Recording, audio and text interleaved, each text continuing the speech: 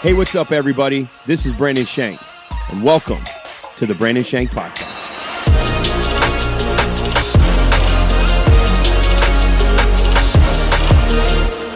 Hey, what's up, everybody? Welcome to the podcast. This is our official summer kickoff podcast. Congratulations to all the graduates this weekend here in Virginia Beach. It's a big weekend. A lot of people that I know have seniors graduating, and I've seen posts and sentimental things written, and I try to be empathetic and put myself in their shoes, and I think there's such a, if it's your first especially, it's your life flips when your kid graduates high school. All of a sudden, things change. And so some of my friends that have seniors graduating, it's been crazy to see the really just put yourself in their shoes and realize how much of a transition it is, I guess. Like, I've never been this close to it. I mean, my oldest only in 7th grade, but you think a couple years he'll be graduating. And so all of you that have kids graduating and you're, feeling indifferent, it's a big change in your life. And so congratulations, all you graduates. Congrats. Yeah, awesome, man. Great accomplishment. But summer is upon us. You know what I'm saying? Summer is here. And so it's exciting times. I know that for me, it means the pool. It means the grill and the beach. So, and lots of baseball. But the other day we were driving, and there's this lady, and she was just kind of, we were in a parking lot, a small parking lot. I was like, why is this lady not able to drive? Like, it was one of those things of, like, she didn't know where she was going, and she couldn't find a parking spot. It was just weird. And I pull into my spot, and I look over, and she got a cat on her headrest. Like, how is this legal? Yeah. Like, animals in vehicles. You ever drive down the road and you see somebody with a dog on their lap? Yeah. Yeah, it's kind of dangerous. We've talked about this before. Yeah, but I was a cat on her headrest. I was like, am I seeing this? A cat on her headrest, wrapped itself around half of her head in the headrest. And I'm thinking, how is this at any point? Okay, it was just another example. It was, once again, another example of what I've been saying for the last year. Yeah. You know? Well, it's interesting. I've been saying we need a what grinds your gears segment on this podcast. Well, that's a gear grinder. I think because growing up, we weren't allowed to have systems in our cars because it was too loud. And when we still did, little hydromat never hurt nobody. In. But now you have grown men and women driving around with animals. I mean, it's amazing to me when you drive by somebody and there's just multiple animals or an animal sitting in their window. You're thinking, how is this? Yeah. We're worried about going to inspections to make sure your rearview mirrors work and you have a dog sitting on your arm. You know, it's like, come on, man. But I've seen people drive and they don't have enough room to get a drink, to pet the dog, and the steering wheel. And I'm just like, I don't understand it. Yeah. But it just is what it is. Summer's upon us. Gotta be safe. Yeah, summer's upon us. Leave your animals at home. You know what I mean? Take them to the beach with you if you want. But or put them in the back seat chained to something, you know? Cage.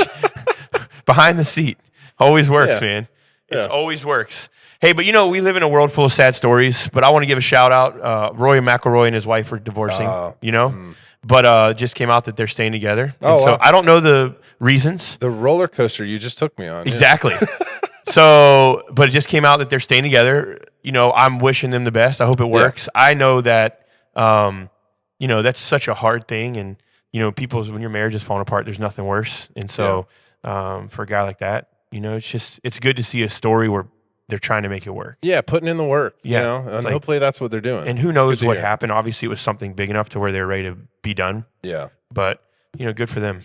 Way to represent and try to make it work as best you can. And give as much forgiveness. And put the work in. Yeah. Put the work in. Well, I think the hard thing with marriages is sometimes, and I'm not insinuating anything because I don't personally know their relationship, but I think sometimes with marriages, you do things, it's hard to go back, right? Yeah. Like the Bible says that, like, when you have affairs, like, those sins will never leave your home. It doesn't mean God can't forgive you for them. It just means you can forgive, but you won't forget. Meaning, as a spouse, it's hard to move past. But even then, it's like, that shame will never leave your home. It's because there's a humanity in it of, I've been unfaithful to this person. Not that you can't have a great relationship, and even better, but that there is a shame there. There is a reminder that forever, like, there is a humanity side to me in our relationship. And so, man, marriage is the hardest thing you ever do. Oh, yeah. Hardest by far. I was on the way today actually thinking about things. And I think one thing I've realized about relationships in general is, especially marriage, is that there will be times you don't want to be married. I mean, we always act like, that's my love, and she's beautiful, and I'm talking from my perspective, and she's my high school sweetheart, and I just love her so much. Honestly, there are times I have to pray to want to stay married. Yeah. And not because my wife is an awful person, but I go through things, and there's times you have to pray, Lord, give me a heart for this person. Yeah. Because what's the point? You ever felt like that? Oh, You have to pray, God, give me a heart for this individual. So I think for all you out there that are listening that are married or you're in relationships, don't buy into the thing of, I just love them and we got married and it's going to be great. I mean, we've been married 19 years, 2 weeks ago, celebrated our anniversary, got 4 children, done a lot of life together, been together since we were in high school. And there are absolutely scenarios that make me want to leave and just start somewhere else with someone else. Not that I desire it. Yeah. But sometimes you're like, man, not having any responsibility, being a dude and just going and getting married somewhere. But that's where like the whole Bible is like this, the flesh, the heart. Sure. What are you actually going after? And so there are 100% times. I saw somebody post the other day. They're like, men who are monogamous, what's your secret? Men who don't cheat, what's your secret? Is basically what it said. And it was a woman writing it. And I think the reality is that's the world. Like, men that stay faithful to their wife or wives that stay faithful to their husband. But I think when you really think about it, there's no secret. It's that for me, the reset is like, Lord, I need you to give me a heart for this relationship. I'm tired. I'm exhausted. Not even from the relationship. Because I would say most of the time, it's not even directly about the relationship. It's about things in life. But that's the first thing to catch all. Yeah. Your relationship catches all the crap. Sure. And then everything flows out of that. Yeah. Fair? And it's the very first thing you probably like when you get feeling like that, you're like, I just want to escape. Oh, yeah. And so home is the place. What else are you going to escape? You can't really? leave. Yeah. And then it's honestly the last place that you'd be able to find anonymity. Yeah. Especially, your kids and your wife. And it's just, and I think you're right. I think that's a good way to put it. It's the escape. Mm-hmm. Saying, man, if I could just get away. But then it's all the same, right? Yeah. The grass, they always say the grass ain't always greener. It's where you water it. That could be there's not a more true statement. Yeah. You know what I mean? Ecclesiastes talks about this, about doing things in the right, and everything has a season. And so for all you out there that are struggling in your marriages or in your relationships, the grass isn't greener, but I will also say that I've read an article on not too long ago about they did a study and they did a survey of people and their sex lives. And the happiest people by far with their sex lives were people who have been together the longest and have been faithful to one another. They took surveys of people who are like, able to, find different people all the time, and people that have open relationships, all these different statistics. But the one they said the numbers were astronomical, were people who were in monogamous relationships that were faithful to one another and, had a commitment level. They said those, even as they got older, their sex lives were better than the people in the 60s and 70s, sex lives were better than people that were in their 20s and 30s. Yeah. As they got older. As that's the way God designed it. Exactly. A lot of people think like sex and relationships is God being a bully and that he wanted this is the way it has to be. No, God, it's kind of like saying, I own a Chevy 2500, but I want to put Ford F-150 rims on my truck and they don't fit. The pattern's different. I can't put those wheels will not fit no matter what I do. Yeah. Now, I can spend a lot of money, make it really difficult to get those to fit, but even then it screws up everything in the engine. You understand what I'm saying? Yeah. That's what we try to do with our relationships. We say, well, I want this to fit, and so you make it fit, and then you wonder why it's just a dumpster fire. Yeah. Because God didn't design things to demand them. He designed them for our pleasure. Mm-hmm. And so when God designs things in particular ways, he does it so that we'll have the best of what he has created. And I think that's what I have to remind myself of often, even in my marriages. This is the best that God's got. There's nothing better. And I tell myself that all the time. There's times, do I want a divorce? Yes. Do I want to leave? Yes. Do I want to wish that I could start over? Yes. It's not because my wife is bad. Mm-hmm. It's not because my life is bad. It's not because kids are bad. It's because life. Yeah. Because it's pressure. It's leadership, right? And a lot of people do quit. Yeah. But I think for all of us, if we're married, is there times you want to just get a divorce? Absolutely. Do you go to the courthouse and file the papers? No, not necessarily. Yeah. But there are times you would like to be rid of your spouse and not have to worry about them. Is that fair? Sure, yeah. It's just the reality of it because we're selfish by nature. Mm-hmm. We're self-centered by nature. And I think what I've learned is that when you lock in and you're saying, hey, God, I look at my wife and my thought is always, he doesn't have anything better than this for me. Yeah. And that always centers me. Yeah. Of like, this is his best. Knowing that no matter what my flesh and what my mind tries to tell me, not even about going somewhere else, just the mindset of, I just want to, it's, for me, I always tell Casey, I've never wanted to leave. I just wanted to be alone. There's a difference. I said, if I ever left, it would just be to be alone, and we laugh. Exactly. But the reality is, because life is, like you said, there's an escape and just being able to leave. But then you realize there's no escape because you're still there. Yeah. you're still the one that's keeping it all together. That, and you realize like how much loneliness is just not good for you anyway. Like, I think there's a level of like, yeah, you want to escape. Oh man, if like, if they weren't here, I could do whatever I want, blah, blah, blah, blah, blah. But then like, then you find yourself maybe in those places. Like I found myself in those places where like, yeah, my family went to visit, their family in another state. And then you're just by yourself and you're like, this is boring. This is like, where'd all the energy in my house go? Like, where'd all the life in my house go? And you're like, okay, I don't want to live this way. Yeah. Yeah. And I'm the same way, man. I'm the same way. You always think, I can't wait to watch a movie at night. And then I fall asleep in the first 10 minutes anyway. And you're like thinking by yourself, you're going to turn everything up loud and walk around in your underwear. And it's just not like that. No. If anything, I'm more disciplined whenever everybody's gone. I'm like, okay, I got to get this clean, got to do this. I feel more like I want to keep everything tight. So, so all you out there that are, maybe struggling in a relationship or you're engaged and you're like, I don't know if I want to do this. I can promise you, if you're married, that is God's best. That is God's best for you. Yeah. Don't jump out of it to go get something else, because it is God's best. And I'm telling you,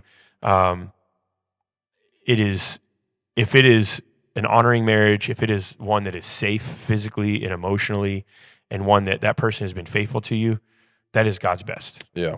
You know what I'm saying? Yeah, for sure. A challenge to all you listening today on this beautiful June day as your summer is getting ready to get kicked off. I mean, you know what I think about this time of year? Sandlot. I just want to go home and watch the Sandlot and then go play wiffle ball with my kids. Yeah. My boys have this misconception that I should take a week off every summer to play wiffle ball every day. I did it one year, and every year they're like, "Can you take in your week off to play wiffle ball?" I'm like, "We did that once." Yeah, I mean, it sounds fun. I mean, it was fun. It was fun. Now that we have a pool, we can play and then jump in the pool, which is even better. We were playing on pavement, and my shoes melted. That's how hot it was in August. Oh, boy. Yeah. Virginia Beach, man. Yeah, I know. Hot in August. But, I'm not ready for it. Oh, I like it. Bring it on.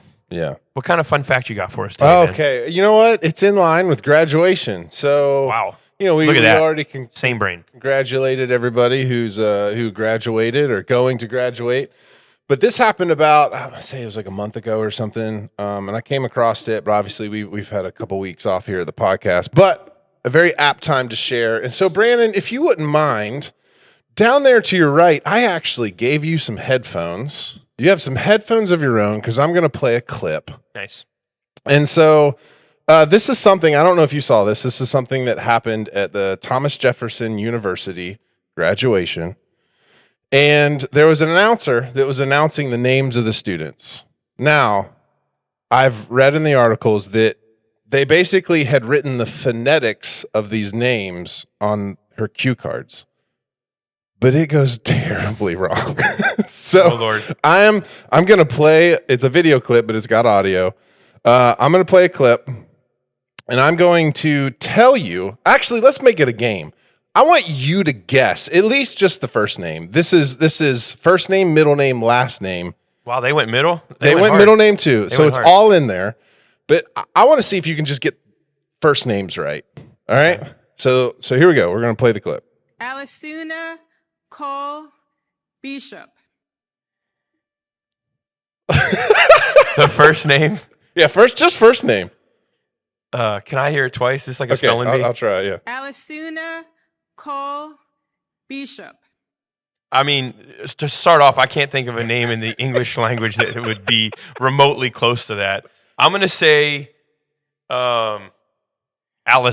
It's Allison. All right, so that was Allison Nicole Bishop. But Alisuna is what I'm curious about. If you want to hear it one more time, it's Allison Nicole Bishop. Alisuna Cole Oh, Bishop. She just added the nah to Nicole, to Allison. Yeah. Wow. All right, so now we're moving on to the next one, okay? So here's round 2. This is the same school. Same. This is the same school. Here you go. Sayer Uvun Jinju Brinan. Oh, man. Is this lady an educator? You'll never. Is this lady an educator? Yeah, I guess. Oh, man, she's bless at the her school. heart. Let me try again. Uvun. Here. Sayer Uvun Jinju Brinan. Okay, 2 things. One, I feel like we're playing Mad Gab. 2, this lady is breathing hard saying these. I bless her heart. That woman is thinking, I felt so she's bad. in front of thousands thinking, I'm about ready to botch this because there's no way I can get this right. So my shout out goes to this woman who is trying to do the right thing, but is imagine being on stage in your biggest phonetic stumbling moment and you have no way out. It's just you and the mic, and there's no way you can not say something. That is, listen to her breathing. I mean, bless her heart. Uvun Jinju Brinan. I'm going to say Zaire.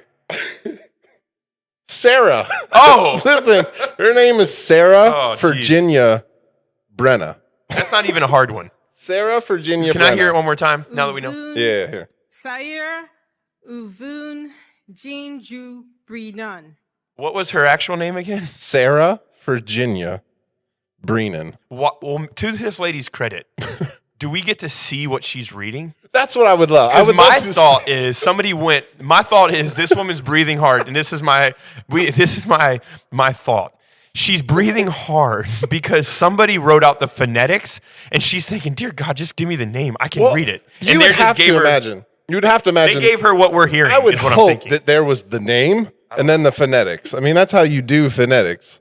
My thought is she is reading what was given to her, and if it was the other way, my children could read that, right? I think she could read that. My thought is she might have been given the phonetics, and she's breathing hard because she's thinking, I have no idea what these names are. That's my guess. So There's no way she missed them like that. I give her full credit. No way she missed them. You're 1 for 2. Let's keep going. Maybe Lee Zubeth Brataski. Well, there's some Sue Beth in there. Mary Lee? It's not very Lee. It's just Maeve. Maeve? It's Maeve. Okay. So she said Mavie. So she got the first name close. But here, let's listen to it Listen to again. people clapping. They don't even know who it is. Let's do it again. Maybe Lee Zubeth Brataski. Maeve Elizabeth Brostowski. So she got the last name pretty close. Well, did you hear like 7 people clapping? They don't even know who it is. They don't even know who it is. They're That's like, who their is she talking- daughter. That's their daughter. Well, my thought is this. Who does middle names? Is this a normal thing? I guess. I went don't to know. 2 college graduations this year, and not one middle name did I hear. These are all people getting a Bachelor of Science in Nursing. Oh, wow. Yeah. This isn't high school. No, this is Wow. college. What college Yeah, is this? this is Thomas Jefferson University. Wow. Thomas Yeah. Jefferson. Yeah. Come on, guys. Let's keep going. Come on. Marlena Zubeth Camp. That poor lady. Somebody has pulled the ultimate prank on this poor lady and given her Yeah. phonetics and not names. I'm going to say it one more time. Okay, one more time. Marlena Zubeth Camp. Melina? Molly. Molly Elizabeth Camp. So let's hear it one more time. I want to know where Elizabeth is at. Marlena Zubeth Camp. Oh my gosh, this poor lady. They are botching her. Yeah. They set her up. The more I listen to this, the more I'm convinced it's not her, it's whoever gave her the cards. Phonetics cards, yeah. She did not get the actual name. All right, I think we have 1, maybe 2 more. Tam Mulme. Do you hear the I'm people? going to stop The it here. people are ready to I'm throw going to stop stuff. it here because there's a slight thing. So listen to this one more time. Hold on. I dropped my headphones. All right, I'm in. All right. Camp. Tam Mulme. Oh my! What'd they it's say? Thomas. It's Thomas, by the way. It's this Thomas Michael. So, but listen. You just faintly hear this. Someone's be like, "It's Thomas." Zubeth Camp. Tam Mulme. Thomas. Alice. That's it. Wow. Poor lady. This is what I'm saying. There is no way that a university would put somebody reading cards that cannot read. yeah. This yeah. woman, according to what I'm hearing, it sounds like she can't read. But what I'm telling you is somebody gave that woman a card without the full name on it. They just gave her the phonetics. That's the only thing that I can make sense of. Because there's no way that gets Thomas wrong. Nobody gets that wrong. Nobody. Yeah, I want to do some more research and try and see what her cards look. You would think like an apology, like, yeah, these are what my cards looked like. You know, I don't know. Maybe she just took one for the team. she and just kept struggles it with quiet. phonetics. Not a chance they'd put her up there. If you put the lady up front that struggles, I mean, she was reading as if she could not read. That's why my credit goes to her. There is somebody behind the scenes that duped that poor lady. Somebody like, it's Thomas. There's no way she had that name in front of her and couldn't say it. Well, hopefully your graduation ceremony goes much better than that. And they get at least one of your names right. If Yeah. you got 3, they get one of them right. Yeah, You know what I'm saying? exactly. That's I do have. When I was in 8th grade, we were dressed for. We got to go to the varsity football game, and all of our team got to stand on the sideline before the game, and then during the game, we were in the stands. But before the game, we were on the sidelines, and they said every one of our names from the PA, and we were all so excited. Yeah. I mean, you were at a big Friday night football game. This was in Oakland, Maryland, where everybody in the town came out. The place was packed before kickoff. And so I'm staying there, and I got my jersey on, and I'm getting ready to go into 9th grade. I can't wait for everybody to hear my name because they're going to be hearing a lot of it because I'm going to be an All-American in high school and play, all those thoughts as a kid. And I'm standing there, and they're going down the line and saying all of our names during the warm-ups, and people are filing into the stadium, and they say, number 82, Brandon Shark. Shark. Come on, man. I mean, that's a good name. What I mean, something funnier is that Caden in All-Stars 2 years ago, they're like, Caden Shark. So let me just say this. If you're making an N, connect it. Yeah. Because it looks like an R. I like Shark. But Shark is a small mistake. At least Shark sounds cooler than Tamube. If they would have said It's Thomas. Brandon Denefris Shanmanaruski. It reminds me of what? that Come Key on, and man. Peele sketch. It's like, hey, Aaron, Balake. You've ever seen that sketch? Oh, man, you got to see it. Yeah. It's like a teacher mispronouncing all the kids' names. It's just very sad. This whole thing is sad to me. I know. It hurts. So It's all awkward. those who worked hard for your degree, we give you props. And that poor lady, I feel bad for her. Somebody set her up. There ain't no way that she's that bad at that. Not a chance. Well, hey, we're in the summer memories, so let's go to You Asked For It. Don't blame me. You asked for it. I realize I like wearing these. It makes me feel like I'm, in the game. You're part of it, right? Yeah. It does help, doesn't Why it? am I just now getting these? I'm sorry. You know. I'll get some. have the get some new ones. biggest over the ear headphones for you next week. Like those big hats they sell. I'll have the big headphones. Yeah, See those big yeah. hats they wear? Yeah, sorry. I'm not fancy enough to give you like a wireless option No, this is good. yet. This is good. Yeah. Till next week. So listen, if you had to think of, when you think of summer, all you out there, you got a summer memory. Let us know what it is. If you see this clip, let us know what it is. But what is yours? When you think about a summer memory from childhood, the thing that takes you back. Like every time summer comes around, I always think of The Sandlot because there is something about that movie that makes all of us feel like we've been there at some point. Yeah. But I have when I think of summer, there's a memory that it's my first go-to all the time. Yeah. And while you're preparing yours. Gotcha. I mean, I've got some. Okay, let's hear it. Yeah, I've got a couple. Which shout out to Palms Church in Oakland, Maryland. We'd go to Deep Creek Lake a lot because my grandmother Great had place. my grandma and grandpa had on my mom's side had a house up there. So I remember being with my cousins all the time up at Deep Creek Lake, running away from water moccasins, and I remember my cousin stepping on a nail and it going through his foot, him almost getting his ear cut off by a rock. These don't sound very. Yeah, they're fun. not fun times for me. Dark but quick. For my cousin Nathan, not so much. Nathan Fitzwater? Yeah. Nathan, man. Shout out, big dog. I knew Nathan. I didn't know y'all were like vacationing together like that. Yeah, dude. Okay. Cousins. We were all up at Deep Creek. I had no idea it was like that, man. Deep Creek is a cool spot. I like that. It's where spot. all greatness gathers. A lot of memories there. Yeah. Also, my second one, right when you said, my brain went right to just in the summertime, me and my brother, we just like camp out all night on our trampoline. Really? Yeah, it's just like cool. The weather's nice enough. You're outside, get a sleeping bag. You getting and no just mosquitoes biting you? sleep on we didn't really have a lot of mosquitoes in Maryland where we were. Okay. So yeah, just on the trampoline, just camping out, You looking do at that the all stars. the time. So that was often. Often, yeah. No, that's awesome. That's cool. good. Yeah, when I think of my summer, like I have one memory that I always think of. Like I went to the beach with, friends, and 2-week vacation with my best friend every year to the beach, and that was always fun. And I think of Deep Creek Lake where I grew up. I think all these things, but the number one memory that always hits me is my aunt who lives in Hagerstown. She had an above ground pool, and she had an alley behind her house. She lived in this. It was looked like a row house, but it wasn't. Yeah. It had like space between them and the neighbors. But the pool filter was always running. So every time I hear a pool filter, it takes me back. Yeah, Oh, yeah. It's a good sound. She made candy apples all the time. We always would she always had the best food. Like it was like lunchtime, and your favorite Cheetos and your lunch meat sandwiches that were like from Martin's. You know what I'm talking about? Lunch meat sandwiches and come on now. Come on. The best. Seriously. Bag of chips. And all the Martin's meats that they have. Y'all don't know. Yeah. You just trust us. It's the best thing. It's like the best lunch meat you ever eat. Absolutely. Anyway, like on podcasts before we called them heart bombs. But anyway, But yeah, and I think of that, and like every dinner was always she always made everything so much fun. Yeah.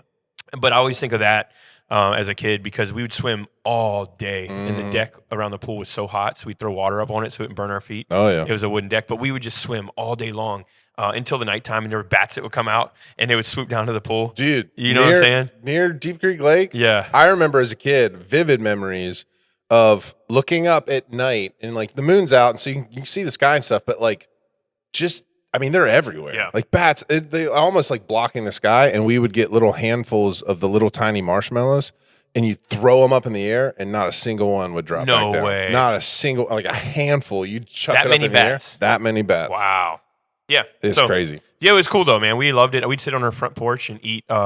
Back in the day, they had Schwann's ice cream, like the root beer I ones, remember the root Schwann's, beer, yeah. the root beer pops, and all these things. I mean, that's when I think of my childhood. It's like my aunt's house. They all had. It was an older house, like built in like the 20s, and so they had the window units, Oh, yeah. AC throughout the house, which was awesome. Just the sound of yeah, it. oh yeah. Yeah. So in like the old wood floors, the big banisters going up the stairs. They had the radiators. Like her house embodied that to me, and I was there all the time. Me and my sister were there all the time. So that's a huge memory for me. That's cool. Yeah, it was really cool. In fact, when we went back to Hagerstown in 2012, we lived there for a year and a half before we came down here as a church. We were preparing to plant a church. Yeah. And the house we moved into was very similar. It was like a row house. I mean, you were there. Oh, yeah. We had the window units, and there was just that's still probably one of my favorite homes house. to this day that we've ever lived in. My wife and I both. It was so endearing. But yeah, so summer memories, all you out there, hold on to those, man. They're special. Oh, yeah. They're sweet times. Exciting. I know we've talked, actually, podcast 13. I looked it up. We were 13 back in the day, man. We talked about the favorite cereals that we had, right? And I know recently you've been chilling on a cereal. I made a bold claim recently. Yeah. And what was that claim? So listen, I said the other day, I was like, I don't know if I'm getting old or what, but man, I've been crushing Raisin Bran. Great cereal. I don't know what it is, but I can't get enough of it. It's a filling cereal. It's so good. Yeah. There's a lot of cereals you eat and you're like, I just ate air. Yeah. Raisin Bran's not one of them. It's just, I don't know. I don't know what it is. Yeah. I really don't. It's just so good. Well, I think you go through seasons. Like, it's something about the chewy raisin. Oh, it makes it sweet. It's the best. Gives that little bit of sweet. Yeah, it's the best. Well, there's recently an article that came out, and they were talking about healthy cereals that are actually not bad for you. Oh, cool. No, mine weren't on the list. What are yours? Well, I like Raisin Bran, Cocoa Pebbles, Honey O's, Cinnamon Toast Crunch, Frosted Flakes. They're not really great for you. But the best dietary fiber, you're going to like this. Let's go. Raisin Bran. Let's go. So if you've been regular the last couple of weeks, I have. You can thank. Well, there you go, Raisin Bran. It is working for Corey. His going from. I mean, it is a nice steady flow over there. I mean, I'm not kidding you when I say instead of dessert at night, I will eat a little bowl of Raisin Bran. Like that's how intense I am. Well, right now. your little bowl is probably not. Yeah, I mean it's a normal size bowl. It's little for me, but it's like a pound and a half of Raisin Bran, a quarter of a box or half of a box. The protein, Special K protein, they say is actually good for you. Look, Special K is not bad either. Well, they say the best for calcium and vitamin D is multigrain Cheerios. Yeah, I actually like multigrain Cheerios. Extra fun fact: I had a friend that I named him. His nickname was Special K because he had 3 kidneys. So one of them was special. That's interesting. He should give one of those away. Also called him Trike. You were built to give one away if you have 3. Yeah, you have like 3. There was somebody in your life that's going to need exactly what you have, and God's already put it. Come on, dude. And then the lowest in added sugar was actually Corn Flakes and Corn Chex. And if you eat those, you know why? Because they taste like they don't have any sugar. You got to add sugar. Yeah. To them. But the worst, so for all you out there, the worst cereals for added sugars was number 1, Lucky Charms. Ooh. It's delicious. The little See, I'm not a huge Lucky Charms fan. I don't eat cereal, honestly. The marshmallows are good dry. I eat like healthy cereals, like the Koshi. Is it Koshi is what it's called? Yeah. I like those. Like I'll eat some healthier cereals, but I don't eat a lot of cereals for that reason. Lucky Charms, Frosted Flakes, Cinnamon Toast Crunch, Fruit Loops, Reese's Puffs, which is one of your favorites. Aren't you? I do like Reese's Puffs. And then Fruity Pebbles. Those Even better than Reese's Puffs, though, peanut butter Captain Crunch. Yeah, it's probably all in the same. Top probably tier. just as bad. It's probably all trash. For sure. Yeah. So anyway, for all you out there that love your cereal, I hope we didn't ruin your day. And if we, and you know, maybe just go with where Corey's at. Use it as dessert instead of a breakfast starter. You'll feel great. Yeah, my kids love cereal. They go through it like it's Oh, nobody's yeah. business. Yeah. They mow down box. We don't buy a family size box. You get one breakfast out of it. I mean, I have 4 boys. They will. You bring in Cinnamon Toast Crunch, you might as well go ahead and kiss that thing goodbye. CTC. It's gone. You know what I mean? Yeah. There's hey, a- did you see? You show your boy. We just got it the other day. I don't eat CTC a whole lot. I'm actually That means Cinnamon Toast Crunch for those of you that aren't familiar. I'm a big Cinnamon Life guy. that's good I'm too. team Cinnamon Life over CTC. My wife loves Cinnamon Life. Yeah, but my wife just got. They're the new like puffed ones. I don't know what they are. They're puffy and they're kind of soft on the inside. They're great dry cereal treats. Are you guys big cereal people in your family? So I have like. Yeah, like yes and no. Honestly, the older I get, the more I'm like, I want eggs and sausage and stuff like that in the morning. Yeah, because you feel like you eat cereal and you're still hungry. Sure. Yeah. So I guess not really necessarily. We do have like a lot of cereal in our pantry, like all the time. But I think that's because we don't eat it quickly. Yeah. It's there. Now I've been blowing through the Raisin Bran. Yeah, Raisin Bran doesn't stand a chance. But I have like vivid memories. My dad was he was a snacker. So he worked out so he could snack. And he would always be sitting on the couch watching some sporting event with just dry cereal. That was his snack. Yeah. So there was always cereal in our house growing up. Yeah, it's just a thing. I feel you. So they say right now that more people.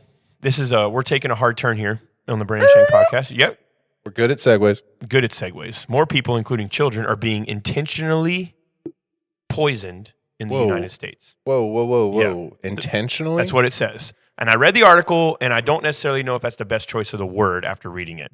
But let me explain what. So what counts as poison can be exposure to medicines, supplements, illicit drugs, household industrial chemicals, environmental toxins, plants, and venomous insects and animals.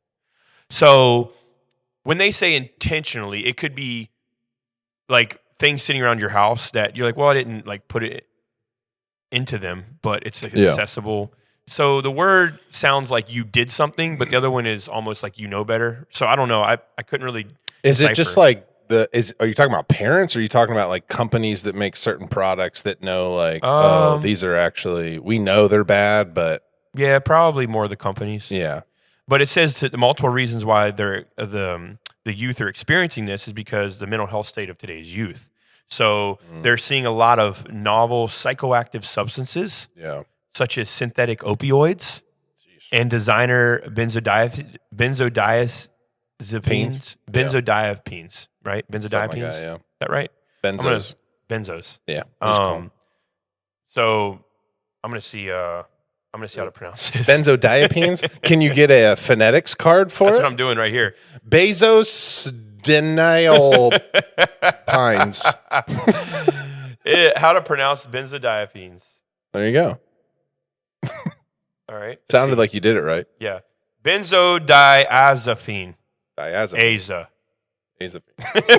Look, now we realize how hard she had it. Yeah, but she didn't have any name that sounded like that. That's true. Thomas does not sound like Benza does true. not. Poor lady. I can't let her. Anyway, that's beside the point. So a lot of these things are entering society. It's funny because the other day, it's funny that I read this because the other day there was 3 cars in front of us, and there was 2 teenagers in a Toyota 4Runner, and they had a Cool Whip jar. Yeah. Oh, and they were And the dude was getting high huffing off of it. In yeah. the driver's seat, he was huffing it, and I saw him, and he gave it to his buddy, and he breathed out, and just all this smoke comes out of his mouth. Yeah. And I'm thinking, you have got to be kidding me. One, you could die right here Yeah. doing this. Yeah. But they're getting high off of a Cool Whip can. Mm-hmm. You know what I'm saying? It's what's going to happen in 10, 20 years when our kids are raising their kids. They're going to say, I can't believe you people had Cool Whip cans with this gas in them. It's like, well, we can't believe that your generation was huffing it. But then you think about the Tide generation. Pods. Yeah, but then you think, eat Tide Pods. But then you think about the generations before and our generation. Like every generation has found ways to get hemmed up, for the lack of better words. There's people that drink rubbing alcohol. It's crazy to me. Well, there's people who know how to boil down rubbing alcohol. Yeah. Like you're saying. I mean, it's unbelievable.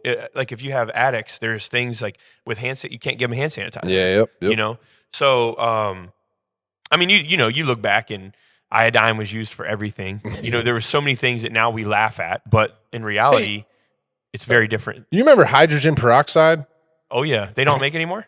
You're not supposed to put it on cuts, apparently. Like Why? you're not. That was the Neosporin growing up. That solved everything when we yeah. were a child. You were like, you remember you get a cut and a scrape, and your mom was like, "We gotta put some hydrogen," and it you're would like, bubble up. No, Yeah, no, I don't want Well, this is the thing about hydrogen peroxide. I remember it would bubble up, sting like crazy, and it never helped anything. It just made it. It was like water going over top of something. Apparently, as of recently, it was like, no, don't ever use that stuff. Why? On open source. I don't know. I'd have to look it up. Yeah, but it was basically the 80s Neosporin. Yeah. That's all we did. It was hydrogen peroxide and that vapor rub. Oh, Vicks Vapor Rub. Is that still a thing? Yeah, it's still The hydrogen peroxide, I'll tell you this. That stuff, I dreaded it. I was like, you know what? Let's go ahead and go through the infection route and get some medicine before I put that on whatever this is. Yeah. It would just wash it out. I feel like water would do the same thing if it doesn't have a medicinal purpose, But crazy. yeah. Hey, so listen, a lot of you out there, you're listening today, and you might have had a couple of laughs, maybe you had a couple of cries. But a lot of us, our bodies are telling us that it's time to take a break. It's time to rest. Now, we're coming to you live from our new spot here in Virginia Beach, our broadcast location for Palms Church, our hub, our headquarters. And it has been a long 6 weeks to get this place ready. We've done it with our bare hands and with our dream team. We have amazing people here at Palms Church that have the ability to create mountains out of molehills, for the lack of better words. They can take that's not the right way. How you use that Let's say phrase? we're building something great out of something small. They can take a shoelace and a piece of grass and rewire an electrical outlet. Let's just say that. But we have a lot of people who are incredible. They're not dramatic like mountain out of molehills. Say they know how to make small problems into big really problems. big problems. They know how to make our lives miserable. But we have a lot of incredible craftsmen and craftswomen here, and we built this place with our bare hands, which was awesome. We had a lot of people give a lot of time, so shout out. So many people took off work. I mean, it was amazing. So thank you to the Palms Church Dream Team. This is yours. But I will say that as we're here, prior to this, we launched our campus in Oakland, Maryland, which is another, it was a month-long project because we only had a month to launch it. Yeah. And it was, we had staff up there, you were up there for a week. It was just a lot, right? Mm-hmm. So really our church we've been like for the last 3 or 4 months, ministry has absolutely been happening, but our focus has been getting these properties ready. General contracting. General contracting. And all of us collectively can look at each other and be like, we're exhausted. Yeah. Physically. Yeah. And it's almost like after we launched this campus on Sunday, there was like this emotional, I wasn't even here. Right? Yeah. We had planned to launch it the week before. I had something I had lined up in January that made it to where I was going to be gone last week, and it wasn't even something that was, it was something that was lined up 5-6 months ago that I'd committed to, and we were supposed to launch last weekend. Didn't happen. So it wasn't a matter of me being here. We'd already pre-recorded the message out of Montgomery, Alabama for Unity Weekend, all of that. Which awesome message, by the way. Thank you. Fantastic. Yeah, great job recording it, man. I mean, the video looked amazing. But I look at that, and I look at where we've been, and I look at what we've done as a church. I look at where we're at now, and I think collectively our staff can look at each other and be like, we're exhausted right now. Like, it's not that this week is harder. This week is easier than any week we've had, I would say, in the last 3 months. Yeah. Is that fair? Yeah. But we're all looking at each other exhausted because the adrenaline dump, we're all able to kind of put the wall down and just like not have to go 100 miles an hour, but we're back to like, we got to open our laptops, which is a rarity. But I can tell you for me, it was definitely an adrenaline dump of like, okay, now this one's done. And I feel like rest is on its way. Yeah. Like Monday for the first time in months. Me and my wife we have a Sabbath every week, but we took our Sabbath and sat at our pool all day, went to lunch, and just did nothing because I knew that, that's required. Like we need that day. It should feel, I always say Sabbath should feel when it's over like you just had a vacation, even for a day. And I read this thing that's talking about significant things that your body's telling you to take a break. And I have been experiencing these for about a year, on and off. And so I've never had a problem with Sabbath. Our church is 10 years old this September, which is a huge accomplishment for all of those who have been here, who have helped Dream Team military that have been here, that have moved all over the country, all over the world, that watch us online, that are still a part of Palms. And so many thousands of Dream Teamers over the course of the last 10 years have made this church what it is. Yeah. But the last year particularly, about a year and a half ago, we went into Green Run High School where it was $130,000 to get all that stuff up and running, just on top of what we already owned. Had to build out of the property that we were in, had to get all the trailers set up, went in there for a year and a half, built out Oakland, Maryland's campus 6 hours away from here, built out this campus, and now we're settling in Just a lot of movement, right? Yeah. And I can tell you, my wife and I have done, many things outside of the church that we've had to lead, not had to lead, but have chosen to lead. And the things that show you that your body is telling you, it's shooting warning signs you need to break, is one, emotional changes, which I have definitely experienced that. And I'm not talking about the occasional downer or the occasional upper. I'm talking about prolonged depression. And I don't get the depression that I can't get out of the bed. I've never had that. Mm-hmm. I get I forget what they call it. Walking depression? Yeah, where you're functional. That's me. Yeah. I'm a functional depressed person where I can move around, but I'm just depressed. I'm having trouble finding hope. Yeah. Relationship strain, 100% in my marriage. Now, I'm not currently I wouldn't be telling you this if I was currently in a depth of a relationship strain, but I'm saying hands down that's been a strain. We don't make time for each other. You don't, I hear people say if you don't date your wife, someone else will. I hate that. I don't agree with it because I'm like, my wife's not really looking for somebody to date. That's what I'm saying. That also, they're like, well, the marriage should be the beginning, not the end. I'm like, well, I get that, but Yeah. I don't agree that somebody else will if I don't. Like, I'm not dating my wife so that she'll stay with me. It's like, I do it because I need it. She needs it. Like, I love her. So relationship strain. Number 3, it says you might catch a cold. Your immune system's down. You're not physically. And then number 4, your stomach and your sleep will suffer. And it's funny. And the reason I bring this up is a couple of weeks ago, I don't really ever get sick. And what I mean by that is when we first started the church, I had strep throat for every 6 months the first 2 years, to the point where my throat would just bleed. Yeah. And the doctors are like, hey, if you don't get rid of this strep, you're going to have to get your tonsils taken out. And I was like 31, 32 at the time. And once I was able to handle the stress of leading the church and the spiritual weight, I stopped getting sick. But in the last couple of months, I woke up probably 3 months ago, probably last month. And I was so dizzy. Like, dizzy's a weird thing. Like, every time I'd stand up, I just felt so out of it. I was like, you sit down on the toilet and you're like, just feel like you're moving. I just could not. It wasn't just I just felt dizzy. Yeah. And later that day, usually when you feel dizzy, you wake up, you feel kind of awful. And I felt off. Later that day, around 3 or 4, I started to feel like, the cold symptoms you would have that make you feel like that, they started to come on. And then by like 6, everything was gone. You see what I'm saying? It was just a weird, but it definitely felt like it was all related. Like, it was probably just a little sickness. I usually get rid of stuff pretty fast. Yeah. Well, then 2 nights ago, I woke up. My pain in my stomach brought me out of my sleep. Oh, wow. I don't ever, and this is maybe too much information for most of you listening, but I really don't ever get stomach cramps. Yeah. I usually don't ever get anything like that. Like, I'm pretty strict on my diet. Yeah. And like, I don't eat a ton of junk food. And so honestly, I don't know if that's what caused it. I don't really drink sodas, like a ton of it. So the only reason I say that is like, I really don't have stomach aches. Like, if you're like, when has the last time you had a stomach ache? I probably can't even tell you. Like, I don't just like, oh, my stomach's killing me. It just doesn't happen unless I'm sick. Yeah. And I woke up the other night, pains in my stomach were so bad. They woke me out of my sleep all night. I was like, what is wrong? And in the morning I woke up and I didn't feel sick. I felt fine. And it was just gone. Yeah. And, it's warning signs to me that my body's like, hey, bro, you got to chill. You need rest. My wife has been preaching this to me for like 8 months. Like, you got to have rest. You got to have rest. But it says the long-term effects of not taking a break is long-term health problems. And those things are your body begging you to take a break. Yeah. And it's not just about, and the thing that I think is interesting that I think for those of you listening that you may say, well, man, I've been through this kind of thing. It's not just about taking a vacation, but finding downtime every day and then a Sabbath. And I think that's really the key is I've gone away from the church for a couple weeks at a time and had breathers, and those don't always refresh me.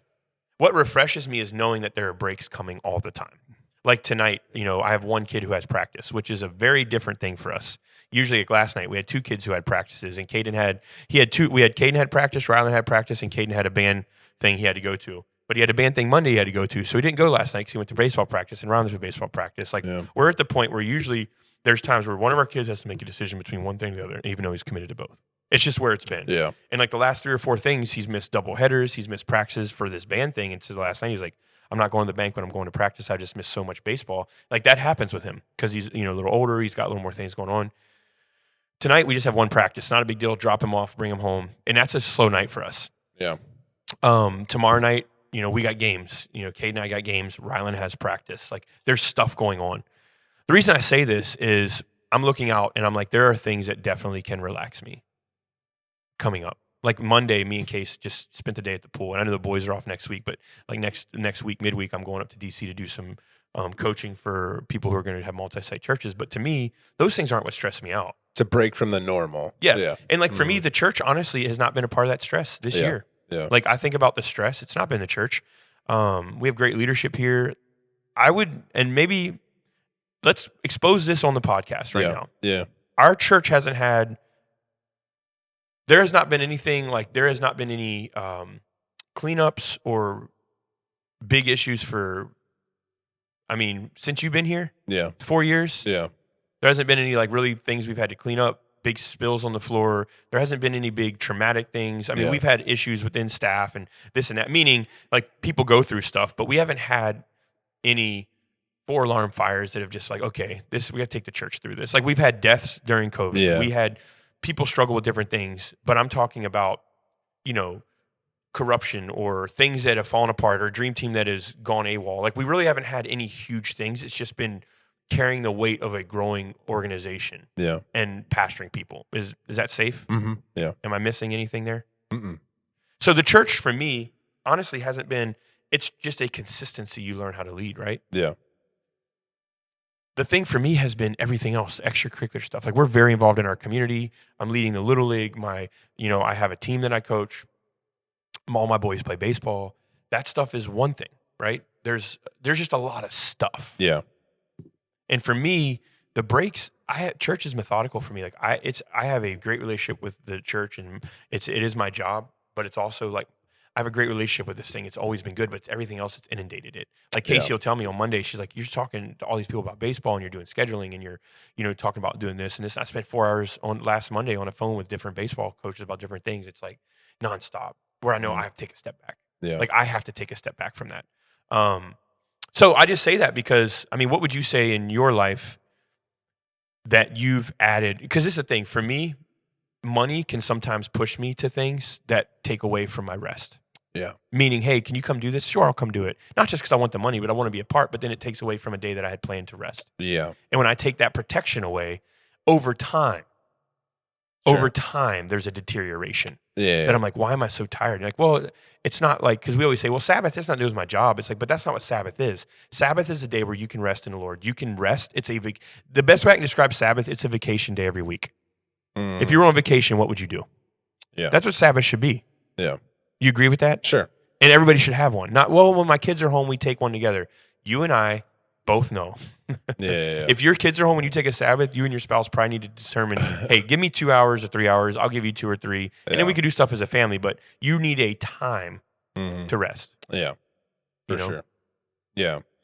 Yeah, I think for me it's in a similar way there's just so much going on. And it's not even inherently like those things that are going on they're fun. You want to do them. That's what I'm saying. Yeah. Like there's no part of me that doesn't want to be at every single baseball game and to help out and to assistant coach and to, like you said, be a part of that. Like that's how we invest into the community around us because we live a stone's throw from the baseball field. So we're there all the time. Like, and those things you don't want to say no to. You don't want to say no to seeing your kids. You don't want to say no to being a part. Yeah, exactly. Right? Like those are, it's and not you even, shouldn't. It's not even just my kids. It's other kids that, you're investing into and that you're like, yeah, it's a team. I want to be there more than anything. Like I was there last night and I was talking to one of the board members, Dan, and he was like, another day, another team. And I was like, absolutely, but I wouldn't want to be anywhere else. And he was like, oh yeah, because he's got 3 kids that play in Lynn Haven as well too. So there's that on top of, the last 6 months within the church has been building. Not even necessarily just ministry keeps going, but it's been a lot of Sundays don't stop. Physically building things, which does get exhausting. But at the same time, me, I like building things. Like I enjoy the process. It's all a creative process to me.